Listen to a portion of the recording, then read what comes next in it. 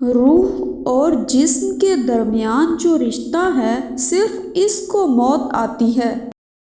یہی زندگی دنیاوی ہے، یہی دینی اور یہی روحانی۔ ہمارا خیال بدل جائے تو ہماری زندگی کا نام ہی بدل جاتا ہے۔ آپ کے سانس گنتی کے مقرر ہو چکے ہیں۔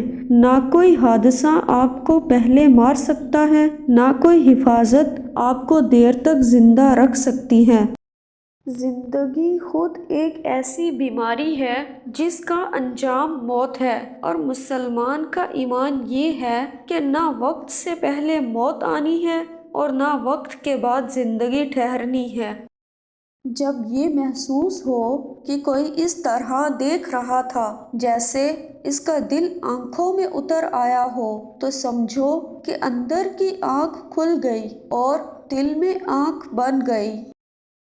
دنیاوی آرزو مجبوری بن کے گمراہی کے بازار میں نکل جاتی ہے، یا پھر دنیاوی آرزو مجبوری بن کے اللہ کے دربار میں پہنچ جاتی ہے۔ کسی کی غلطی نکالنے سے پہلے یہ دیکھنا چاہیے کہ وہ شخص خود غلطی میں نہ ہو۔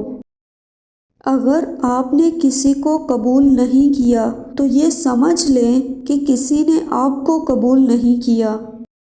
اپنی مصروفیت کا جائزہ لو، کیونکہ آپ کی مصروفیت گمراہ بھی ہو سکتی ہے اور آپ کی مصروفیت عبادت بھی ہو سکتی ہے۔ ویڈیو پسند آئے تو اسے شیئر کریں، لائک کریں اور چینل کو سبسکرائب کریں۔